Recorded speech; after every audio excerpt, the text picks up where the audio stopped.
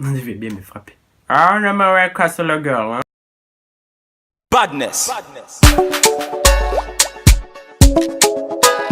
Papa. Yeah. Hello le web. Je vous annonce tout de suite que la tendance va très bizarre parce que c'est la grippe. Story time. On a failli me frapper. Nous aurons un personnage masculin, Jean. Un personnage féminin, Jeannette. Et nous aurons aussi un deuxième personnage féminin, Paulette. Il y a environ 4 ans, oui, j'ai une signe longue bouche. C'était lors des grandes vacances. Comme d'habitude, moi je chillais, je parle avec mes potes et tout, ils prennent chacun des nouvelles des autres parce que les vacances, tout se passe très vite. Donc, Jeannette, qui m'a annoncé être en couple avec Jean que je connaissais vite fait et que j'avais sur les réseaux sociaux. Et de l'autre côté là-bas, Paulette, nous on parle tout le temps. Gardez bien en mémoire que je vous ai dit, Jeannette et Jean sont en couple. Et donc peut-être 3 semaines après, Paulette me dit non, y a un gars qui s'appelle Jean qui me drague et tout. Donc, avec Jean, je dis Jean, ah bon? Ok, on va les screens. Parce que c'était l'époque phare des BBM. Tout ça se passe sur BBM, bien évidemment.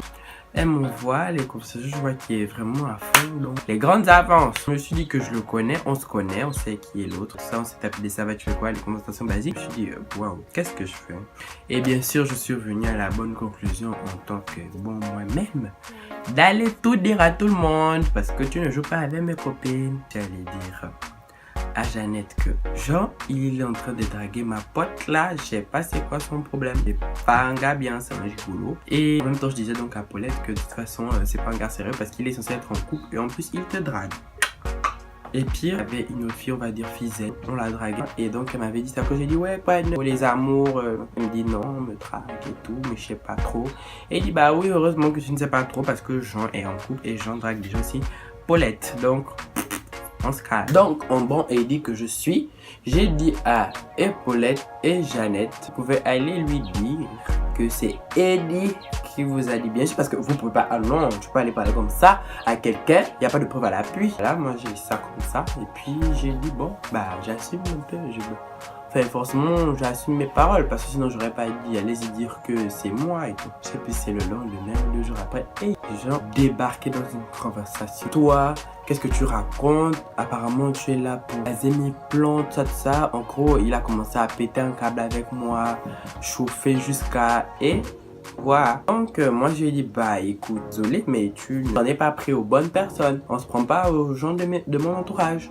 Désolé. C'était d'autres, je connaîtrais pas.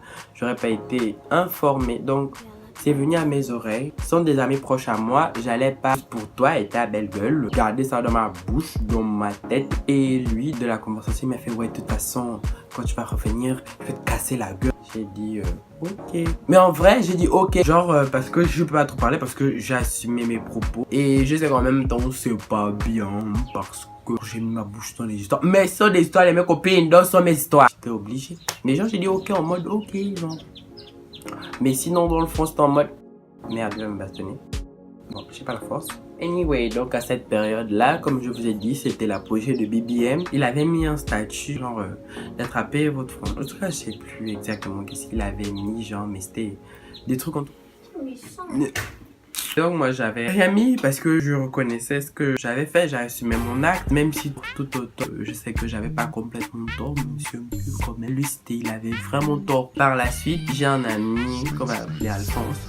Alphonse est allé lui parler, il est allé chercher à comprendre ce qui s'est passé et tout, mais bon il m'a pas dit hein, mais c'est genre 3-4 jours après cette histoire, Alphonse est venu me parler, il m'a dit ouais Eddie t'aimes trop mettre ta bouche l'histoire des autres, c'est mes potes, je vais pas laisser se faire manipuler comme ça tout de même. Donc il allait en fait calmer le jeu avec Jean parce que il a trouvé que sa raison pour me casser la gueule était bidon, enfin pas bidon mais en soi il est aussi fautif. Jean est venu donc me reparler quelques jours après sa conversation avec Alphonse pour me dire que finalement c'est dans le pisse, qu'il reconnaissait aussi que c'est pas comme s'il avait rien fait. Bah on m'a le frapper mais j'imagine d'ici. Ah, je m'aurais cassé la gueule. Donc cette histoire c'est plutôt bien terminée, enfin sauf pour Jean et Jeannette. Ils se sont séparés à cause de moi. Parce qu'en fait, apparemment, il avait déjà des antécédents. C'était quand même mis avec lui malgré ça. Et puis, il y avait déjà eu des petites histoires contre temps. Et Paulette, elle a juste envoyé maladie. Pour la fille Z, pareil. La morale de cette petite histoire, premièrement, c'est de ne pas mettre votre bouche dans tout et n'importe quoi. Regardez là où ça fait m'amener. Faites attention, parlez des choses majoritairement qui vous concernent. Ça peut vous apporter de gros ennuis ou des ennuis tout court. Faites attention pour vous parler de quelque chose. Ce qui va de pair avec la deuxième morale de l'histoire, qui est de toujours assumer vos actes, toujours assumer. Imaginez, j'avais pas assumé.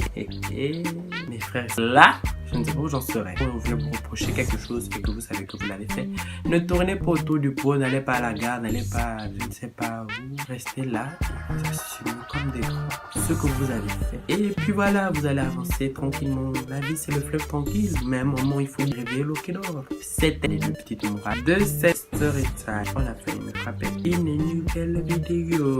Tchuss.